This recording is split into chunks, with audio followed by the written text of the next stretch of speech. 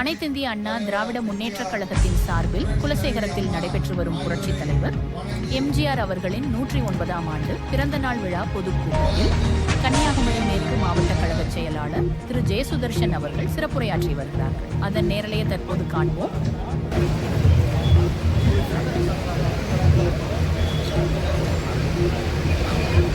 புரட்சி தமிழர் எடப்பாடியார் அவர்களின் ஆணையினை ஏற்று எழுச்சியோடு நடைபெற்றுக் கொண்டிருக்கின்ற பாரத ரத்னா டாக்டர் எம்ஜிஆர் அவர்களின் 109வது பிறந்த நாள் பொதுக்கூட்டத்திற்கு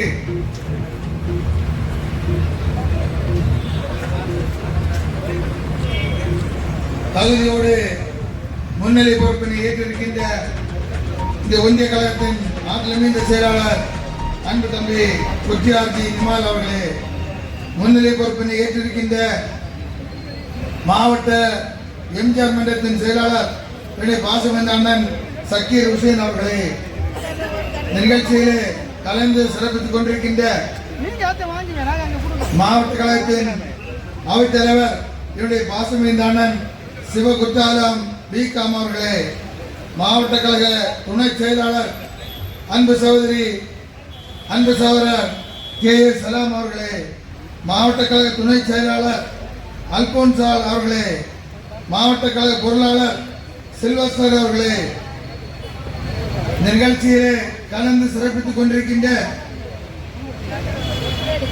ஒன்றிய கழகத்தின் ஆற்றல் மிகுந்த செயலாளர்கள் திருவட்டார் மேற்கு ஒன்றிய செயலாளர் அன்பு தம்பி ஜெயதாஸ் அவர்களே, தக்கலை மேற்கு ஒன்றிய செயலாளர் புரூஸ்ரீ கோபால் அவர்களே, மேல்புறம் மேற்கு ஒன்றிய செயலாளர் சைன் ஜோஸ் அவர்களே, கிள்ளியூர் தெற்கு ஒன்றிய செயலாளர் ஜார்ஜ் அவர்களே, மேல்புறம் கிழக்கு ஒன்றிய செயலாளர் சுமன் அவர்களே, கிள்ளியூர் வடக்கு ஒன்றிய செயலாளர் எட்வின் ராஜகுமார் அவர்களே, பத்மநாபுரம் நகர செயலாளர் டேனியல் அவர்களே, குளத்துறை நகர செயலாளர் அழகுராஜா அவர்களே, கொல்லங்கோடு நகர செயலாளர் ஆண்ட்ரோ அவர்களே, சிறுபான்மை மாவட்ட துணை செயலாளர் தம்பி அன்சார் அவர்களே, இத்தனைக்கு மேலாக இந்த நிகழ்ச்சியிலே கலந்து கொண்டு சிறப்புரையாற்ற வருகின்ற என்னுடைய பாசமிந்த அண்ணன் கழகத்தின் அமைப்பு செயலாளர் புரட்சி தமிழர் எடப்பாடியார் அவர்களின் தூதுவனாக இங்கே இந்த மாவட்டத்திலே குமரி மேற்கு மாவட்ட பொறுப்பாளராக இருந்து கொண்டிருக்கின்ற அண்ணன் என் சின்னத்துறை அவர்களே, மற்றும் இந்த நிகழ்ச்சியிலே கலந்து சிறப்பித்துக் கொண்டிருக்கின்ற பொதுக்குழு உறுப்பினர் செந்தமிழ் வாசன் அவர்களே, அம்பலக்கடை பாபு அவர்களே, ஜெஸ்ஸி அவர்களே, மாவட்ட அணி செயலாளர்கள் வழக்கறிஞர் பிரிவு செயலாளர் அருள் பிரகாஷ் சிங் அவர்களே, மகளிர் அணி செயலாளர் கிளாடிஸ் லில்லி அவர்களே, தகவல் தொழில்நுட்ப பிரிவு செயலாளர் மனோ அவர்களே, விவசாய அணி செயலாளர் மகாஜி செல்வகுமார் அவர்களே, அமைப்பு சாரா ஓட்டுநர் செயலாளர் ஜான் அவர்களே, பக்த அணி செயலாளர் காசிராஜன் அவர்களே, இலக்கிய அணி செயலாளர் சுகுமாரன் அவர்களே, இந்த நிகழ்ச்சி அவர்களே, அட்வொகேட் வினு அவர்களே, அண்ணன் ராஜா டைட்டஸ் அவர்களே, சாதிகண்ணன் அவர்களே, மாநில தலைவர் மரியம் மதலினா அவர்களே, ரிதீஷ் குமார் அவர்களே, நிகழ்ச்சியிலே கலந்து சிறப்பித்துக் கொண்டிருக்கின்ற அனில்குமார் அவர்களே,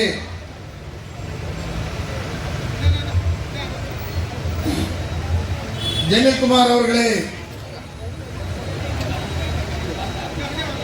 அட்வொகேட் மத்தியாஸ் அவர்களே, பேருக்கழக செயலாளர்கள் தம்பி விஜயகுமார் அவர்களே, மோகன்குமார் அவர்களே, ரவீந்திரன் அவர்களே, ரமேஷ் அவர்களே, ஆண்ட்ரோ சமின் அவர்களே, ரிச்சர்ட் பாஸ் டேரிஸ் அவர்களே, ஜெனில்ராஜன் அவர்களே, சசிகுமார் அவர்களே, சிவதான பிள்ளை அவர்களே, வினோத் ரேனேல் அவர்களே,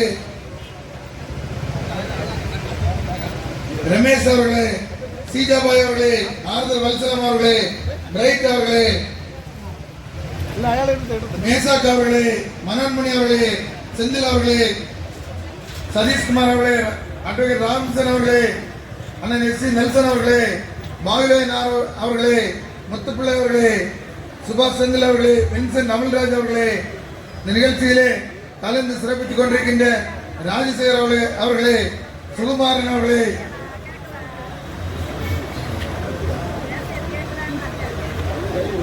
அட்வொகேட் அண்ணா அவர்களே, பென்சிகர் அவர்களே, ஜெயந்தி அவர்களே, ரமேஷ் அவர்களே, விஜயகுமார் அவர்களே, சதீஷ் அவர்களே, ஈஸ்வரமூர்த்தி அவர்களே, சுரேஷ் அவர்களே, சிவகுமார் அவர்களே, விஜயராணி அவர்களே, ராதிகா அவர்களே, நீலாப்பிள்ளை அவர்களே, வீணா குமாரி அவர்களே, பிரதீபன் அவர்களே, சவுந்தரராஜ் அவர்களே, எல்ஜின் அவர்களே, பிரதீஷ் அவர்களே, சதீஷ் அவர்களே, முருகேசன் அவர்களே,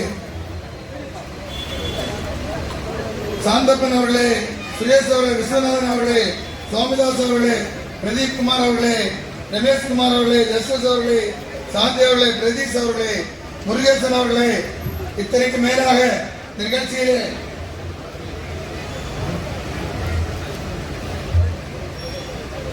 அம்மா பேரவை சுரேஷ் அவர்களே, மாவட்ட இளைஞர் மற்றும் இளம்பெண்கள் பாசறை இணை செயலாளர் சகோதரி ஆட்லின் அவர்களே, அவருடைய தொலைநோக்கு திட்டங்கள் எண்ணி பார்க்க வேண்டும். தமிழகம் இன்றைக்கு கல்வியிலே முதன்மை மாநிலமாக இருக்கிறது சொன்னால் புரட்சி தலைவருடைய சத்துணவு திட்டம் மறந்துவிடக் கூடாது. சத்துணவு சாப்பிடுவதற்காகவே குழந்தைகளை பள்ளிக்கு அனுப்பக்கூடிய காலம் இருந்தது. அதுபோன்றுதான் புரட்சி தலைவி அம்மா அவர்கள் தொலைநோக்கு திட்டங்களை தந்தவர்கள் புரட்சி தலைவர் எம்ஜிஆர் அவர்களும் புரட்சி தலைவி அம்மா அவர்களும். ஏன் சொல்கிறேன், நான் கூறிக்கொள்கின்றேன். புரட்சி தலைவி அம்மா அவர்கள் தாரிக்கு தங்க திட்டத்தை கொண்டு வந்தார்கள். எப்படி கொண்டு வந்தார்கள்? 10ஆம் வகுப்பு வரை படித்திருந்தால் 25,000 ரூபாய், கல்லூரி படித்தவர்கள் தான் 50,000 ரூபாயும் 1 பவன் தங்கமும். அப்படி ஒரு திட்டத்தை, அதற்காகவே பெண் பிள்ளைகளை கல்லூரிக்கு பல தாய்மார்கள் அனுப்பினார்கள். சிந்தித்து பார்க்க வேண்டும். எந்த திட்டங்கள் அனைத்து இந்திய அண்ணா திராவிட முன்னேற்ற கழகத்தால் கொண்டு வந்தாலும் அது தொலைநோக்கு திட்டங்களாக இருக்கும். இன்றைய தினம் உங்களுக்கு தெரியும், இங்கே ஆட்சியாளர்கள் என்ன சொன்னார்கள்? இவர்கள் ஆட்சிக்கு வருவதற்கு முன்பாக பல வாக்குறுதிகளை கொடுத்தார்கள். எப்படி அந்த மந்திரம் எங்களுக்கு தெரியும் என்று இங்கே இருக்கின்ற முதலமைச்சர் சொன்னார், துணை முதலமைச்சர் சொன்னார். இன்றைக்கு அவர்கள் சொன்னதன் விளைவு மாணவர்கள் சரியாக நீட் தேர்வுக்கு படிக்கவில்லை. இவர்கள் அதை ரத்து செய்து தருவார்கள், நீட் தேர்வை ரத்து செய்வார்கள் என நம்பி பல மாணவர்கள் இருந்தார்கள். விளைவு தற்கொலை. பல மாணவர்கள் தற்கொலை செய்து கொண்டார்கள். அதுபோன்றுதான் இன்றைக்கு என்ன சொன்னார்கள்? மாதந்தோறும் மின்சார கட்டணத்தை கொண்டு வருவோம், கணக்கீடு பண்ணுவோம் சொன்னார்கள். செய்தார்களா? இல்லை, செய்யவில்லை. இதை புரட்சி தலைவி அம்மா அவர்கள் 100 யூனிட் மின்சாரத்தை இலவசமாக கொடுத்தார். இங்கே இருக்கின்ற பல பேர் 90% வீடு இல்லாதவர்களுக்கு அந்த பகுதியிலேயே இடம் வாங்கி வீடு கட்டி கொடுப்போம் என்று சொல்லி இருக்கிறார். கண்டிப்பாக செய்வார். அதுபோன்று சொல்லி இருக்கிறார். இன்றைக்கு 100 நாள் வேலை வாய்ப்பை மத்திய அரசு 125 நாட்களாக உயர்த்தி இருக்கின்றது. புரட்சி தமிழர் எடப்பாடியார் சொல்லி இருக்கிறார், அனைத்து இந்திய அண்ணா திராவிட முன்னேற்ற கழகம் ஆட்சியிலே வந்தவுடன் அதனை 150 நாட்களாக உயர்த்தி தருவோம் என்று, நீட்டி தருவோம் என்று சொல்லி இருக்கிறார். அதுபோன்று சொல்லி இருக்கிறார். இன்றைக்கு இந்த அரசு புரட்சி தலைவி அம்மா அவர்களால் கொண்டு வரப்பட்ட இருசக்கர வாகனம் வழங்கும் திட்டத்தை கைவிட்டார்கள். அதற்காக தான் புரட்சி தமிழர் எடப்பாடியார் அவர்கள் எங்கள் அனைத்து இந்திய அண்ணா திராவிட முன்னேற்ற கழகம் ஆட்சி கட்டிலே வந்தவுடன் 25,000 ரூபாய் மானியம் அனைத்து மகளிருக்கும் 25,000 ரூபாய் மானியத்தில் இருசக்கர வாகனம் தரப்படும் என்று வாக்குறுதி அனைத்து இந்திய அண்ணா திராவிட முன்னேற்ற கழகம் புரட்சி தமிழர் எடப்பாடியார் தமிழகத்தின் அடுத்த முதலமைச்சர் இன்றைக்கு வாக்குறுதியாக தந்திருக்கின்றார்கள். சிந்தித்து பார்க்க வேண்டும். இன்றைக்கு திராவிட முன்னேற்ற கழகம் இங்கே என்ன சொன்னார்கள்? இங்கே இருக்கின்ற அமைச்சர் என்ன சொன்னார்? இதே சித்திரங்கோடு பகுதியிலே அனைத்து இந்திய அண்ணா திராவிட முன்னேற்ற கழகத்தின் ஆட்சிக்கு காலத்தில் அங்கே ஒரு மறியலை நாடகத்தை நடத்தினார். மறையில் இருந்தார். சொன்னார், நான் ஒரு சுற்றுச்சூழல் ஆர்வலர், நான் இங்கே இருந்து மலைகளை கேரளாவுக்கு கடத்த அனுமதிக்க மாட்டேன் என்று சொன்னார். இன்றைக்கு நிலைமை என்ன? இன்றைக்கு மலைகளே இல்லை. சித்திரங்கூட போய் பார்த்தா தெரியும் உங்களுக்கு, மலையே இல்லை. எல்லாத்தையும் இரவோடு இரவாக பெரிய பெரிய மிஷின் முடச்சு அடித்து கேரளாவுக்கு கடத்தி விட்டார்கள். நீங்கள் மார்த்தாண்டத்தில் போய் இரவு ஒரு நாள் நின்று பாருங்கள், கண்ணீர் வரும். டாரஸ் லாரிகள் வரிசையாக சொல்வதை உங்களுக்கு தெரியும். அந்த டாரஸ் லாரிகள் பாவப்பட்ட ஏழை மக்களை, இரு சக்கரத்தில் செல்வர்களை அடித்து ரோட்டில் போட்டுட்டு போகிறார்கள். இந்த அமைச்சர் என்ன செய்தார்? வேடிக்கை பார்க்கிறார். கலெக்ஷன் அனைவருக்கும் தெரியும். இன்றைக்கு ஒரு கோரிக்கை எவ்வளவு ரூபாய் கலெக்ஷன் என்று எல்லாருக்கும் தெரியும். அவர் சொன்னார், 3 கோரி தான் இயங்குகிறது, அனுமதி இல்லாமல் எந்த கோரியும் இயங்கவில்லை என்று சொன்னார். ஆனால் ஒரு நிருபர் கேட்டார், 17 கோரிகள் குமரி மாவட்டத்தில் இயங்குகிறது என்று. உடனே கோபம் வந்துட்டு அவருக்கு. சொன்னார், நீங்கள் நிரூபித்தால் நான் பதவியை ராஜினாமா செய்கிறேன் என்று சொன்னார். இன்றைக்கு களியலிலே அவர் இந்த மாவட்ட காவல்துறை கண்காணிப்பாளர் ஒரு கோரியை சீல் செய்திருக்கின்றார். அனுமதி இருந்தால் சீல் செய்தார். அமைச்சருக்கு கேட்கின்றேன், பதவியை ராஜினாமா செய்தீரா? இன்றைக்கு 17 கோரிகள் எந்த அனுமதியும் இல்லாமல் இயங்குகிறது. அமைச்சருக்கு தெரியவில்லையா? இன்றைக்கு இந்த மாவட்டத்திற்கு எம்சன் ஜல்லி கிடைக்கிறதா என்று கேட்டால் இல்லை. இங்கே இருக்கின்ற வாகன ஓட்டிகள், டிம்போ டிரைவர்களுக்கு தெரியும். இந்த மாவட்ட மக்களுக்கு கட்டுமான பொருட்கள் கிடைக்கவில்லை. விளைவு திருநெல்வேலியிலே ஒரு டன் எம்சன் 4200 ரூபாய். அதே எம்சன் கன்னியாகுமரி மாவட்டத்தில் 7500 ரூபாய். ஒரு டன் ஜல்லி 2500 ரூபாய் திருநெல்வேலியில். ஆனா இங்க 5000 ரூபாய். ஏன் இந்த வேறுபாடு? இங்கே இருக்கின்ற மக்களுக்கு இங்க பாஸ் இல்ல என்று கை வைக்கிறார்கள். கட்டுமான பொருட்கள் இல்லை. சிந்தித்து பார்க்க வேண்டும். கவட நாடகம். இந்த அமைச்சர் என்ன சொன்னார்? பெரிய ஐடி இந்த மாவட்டம், படித்த மாவட்டம், பெரிய ஐடி பார்க் கொண்டு வர போகிறேன் என்று சொன்னார். நான் கேட்கின்றேன், 5 ஆண்டுகள் ஆக போகிறது. ஐடி பார்க் எங்கே? இந்த மாவட்ட மக்கள், படித்த மக்களுக்கு எங்கே ஐடி பார்க் கொடுத்தீர்களா? நீங்கள் என்ன திட்டத்தை இந்த மாவட்டத்திற்கு கொண்டு வந்தீர்கள்? கேட்கின்றோம். இந்த மாவட்ட மக்களின் சார்பாக கேட்கின்றோம், எந்த திட்டத்தை கொண்டு வந்தீர்கள்? எதுவுமே கொண்டு வரவில்லை. இந்த அமைச்சரே யாருக்கும் தெரியாது. நான் கேட்கின்றேன், இந்த கூட்டத்தினர் யாராவது அவருக்கு வீடு தெரியுமா? யாருக்காவது தெரியாது. அவரை பார்க்க முடியாது. ஆனால் யாருமே போகிறதில்லை. எந்த திட்டத்தையும் இந்த மாவட்டத்திற்கு தரவில்லை. சும்மா பாச்சாவிடால் போய் எடுத்தால் போய் பேசுறதுதான். அது செய்தேன், இது செய்தேன். நான் கேட்கின்றேன், உங்களுடைய தொகுதியிலே இருக்கின்ற குலசேகர மருத்துவமனை இங்க இருக்கின்ற மக்களுக்கு தெரியும். டாக்டர்கள் உண்டா? இல்லை. அங்க யாரும் போக முடியாது. முட்புதர் ஏறி இன்னைக்கு யாரும் செல்ல முடியாத வகையிலே துர்நாற்றம் வீசி இருக்கின்றது. டாக்டர்கள் கிடையாது. பதில் சொல்ல முடியுமா? இங்கே இருக்கின்ற கன்னியாகுமரி மாவட்ட மக்கள் வளர்ச்சி அடைய வேண்டும் என்பதற்காக பல திட்டங்களை தந்தது அனைத்து இந்திய அண்ணா திராவிட முன்னேற்ற கழகம் ஆட்சியிலே. இங்கே 2 தாலுகாக்களை புரட்சி தமிழர் எடப்பாடியார் அவர்கள் தந்தார்கள்.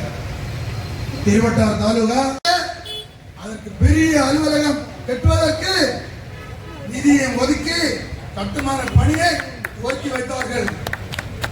ஆனால் 5 ஆண்டுகளில் இவர்கள் இந்த மாவட்டத்தில் செய்தது, புரட்சி தமிழர் எடப்பாடியார் அவர்களால் நிதி ஒதுக்கப்பட்டு கட்டிடத்தை ரிப்பன் கட் பண்ணி வைத்ததுதான் இந்த அமைச்சரின் சாதனை. அதுபோன்றுதான் கண்ணாடி பாலம் புரட்சி தமிழர் எடப்பாடியார் அவர்கள் துவக்கப்பட்ட திட்டம். அதை ஸ்டாலின் ரிப்பன் வெட்டி துவக்கி வைத்தார். வேற என்ன செய்தீங்க? இங்க இருக்கின்ற மாத்தூர் தொட்டி பாலத்தை அது செய்வேன் இது செய்வேன் சொர்க்கமாக மாற்றுவேன் என்று சொன்னார். இங்கே சுற்றுலா தலம் ஆக்குவேன். திருப்பரப்பு மக்கள் போக முடியாது. லட்சக்கணக்கான மக்கள் தினமும் திருப்பரப்புக்கு வருகிறார்கள். சாலை வசதி இல்லை, அடிப்படை வசதிகள் இல்லை. என்ன செய்தார்? சுற்றுலாவிற்கு என்ன செய்தார்? இங்கே இருக்கின்ற தொட்டிப்பாலம் அதை அப்படி செய்வேன் இப்படி செய்வேன் என்று பேட்டி தான் பார்த்தேன். ஆனா அங்க போனா ஒரு பார்க்கிங் வசதி கிடையாது. அந்த பாலமே இடியக்கூடிய சூழ்நிலையில் இருக்கின்றது. அதன் அருகாமையில் குவாரிகள் பெரிய கனரக இயந்திரங்களில் அங்கே பாறைகளை மலைகளை இடித்து வெடி வைத்து கொண்டு போகிறார்கள். இந்த அதிர்வினால் அந்த பாலமே இன்றைக்கு சேதமடைந்து விழக்கூடிய நிலையில் இருக்கின்றது. எந்த பராமரிப்பும் செய்யவில்லை. இன்றைக்கு சிந்தித்து பார்க்க வேண்டும். இங்கே இருக்கின்ற ஆசிரியர் இருக்கின்ற மருத்துவக் கல்லூரி புரட்சி தலைவி அம்மா அவர்களால் இங்கே இருக்கின்ற மண்ணின் மைந்தன் அண்ணன் தலவாய் சுந்தரம் அவர்கள் சுகாதாரத்துறை அமைச்சராக இருந்தபோது எண்ணற்ற கோடிக்கணக்கான ரூபாயை ஒதுக்கி மருத்துவக் கல்லூரியை தந்தார்கள். அது மட்டுமல்ல, அரசு தலைமை மருத்துவமனையை தக்கலையில் கொண்டு வந்தார்கள். அண்ணன் தலவாய் சுந்தரம் அவர்கள் சுகாதாரத்துறை அமைச்சராக இருந்தபோது தக்கலையிலே பெரிய மருத்துவமனை கட்டி இந்த பகுதி மக்களுக்காக கொடுத்தார்கள். இந்த அரசு என்ன செய்தது? இன்றைக்கு அந்த மருத்துவமனையில் ஒரு எம்ஆர்ஐ ஸ்கேன் கிடையாது. எந்த வளர்ச்சியை செய்தீர்கள்? தலைமை மருத்துவமனை தானே, அங்கே ஏன் எம்ஆர்ஐ ஸ்கேன் வசதி இல்லை? கேன்சர் சென்டர் ஏன் கொண்டு வரவில்லை? இதில் கொண்டு வருவேன் என்று தேர்தல் வாக்குறுதி சொன்னீர்களே, கொண்டு வந்தீர்களா? குலசேகரன் கவர்மெண்ட் இதை மனத்தங்கத்தில் சொல்லுங்க. பைக்கில் ஓட்டுவாரு, மாரத்தான் சொல்லி ஓடியாரு. அவர் குலசேகரன் கவர்மெண்ட் இருந்து நேர அழகு மண்டபரை பைக்கில் போட்டு பார்ப்போம். மக்களுக்கு எண்ணற்ற திட்டங்கள் கிடைக்கும். மக்கள் அனைத்து தரப்பு மக்களுக்கும் திட்டங்கள் வந்து சேரும். சரியான ரோடு வசதி, சாலைகள், பேருந்து, லைட்டு, குடிநீர், அடிப்படை வசதிகள் பொதுமக்களுக்கு. நீங்கள் கன்னியாகுமரி மேற்கு மாவட்டத்தில் அண்ணா திராவிட முன்னேற்ற கழகம் வெற்றி பெற்றால் எண்ணற்ற திட்டங்களை இந்த மாவட்டத்தில் கொண்டு வரார்கள். அதுகொண்டு சொன்னார்கள் ரப்பர் பூங்கா கொண்டு வருவேன். இப்படியே கதை ஓட்டியாங்க. எத்தனை ஆண்டுகளாக சொல்கிறார்கள் இந்த மாவட்டத்தில் ரப்பர் பூங்கா கொண்டு வருவேன் சொன்னாங்க. ரப்பர் தொழிற்சாலை கொண்டு வருவேன் சொன்னாங்க. அமைச்சர் வராது. அமைச்சர் சொல்றாரு அது சாத்தியம் இல்லை. வனத்துறை அமைச்சர் சொல்றாரு ரப்பர் பூங்காக்கு சாத்தியம் இல்லை. எங்களுக்கு இருக்கவங்களுக்கு சம்பளம் கொடுக்க முடியல. எதுக்கு பண்ணி நீங்க ஆட்சி செய்றீங்க? எதுக்கு வாக்குறுதி கொடுத்தீங்க? கேட்கின்றோம். ஆக இந்த திருடர் கூட்டத்தை வீட்டுக்கு அனுப்ப வேண்டும். இன்றைக்கு எங்க பார்த்தாலும் கஞ்சா, போதைப் பொருள், இளைஞர்கள் போதைப் பொருளுக்கு அடிமையாகி விட்டார்கள். மாணவர்கள் கையில் கஞ்சா இருக்கின்றது. ஆகவே இந்த ஆட்சியை அப்புறப்படுத்தி புரட்சி தலைவர் அம்மா அவர்கள் வழியில், புரட்சி தலைவர் எம்ஜிஆர் வழியில், புரட்சி தமிழர் எடப்பாடி ஆட்சி மலர்வதற்கு நீங்கள் உறுதுணையாக இருக்க வேண்டும் என்று கேட்டு வாய்ப்புக்கு நன்றி கூறி அமர்கிட்டே நன்றி.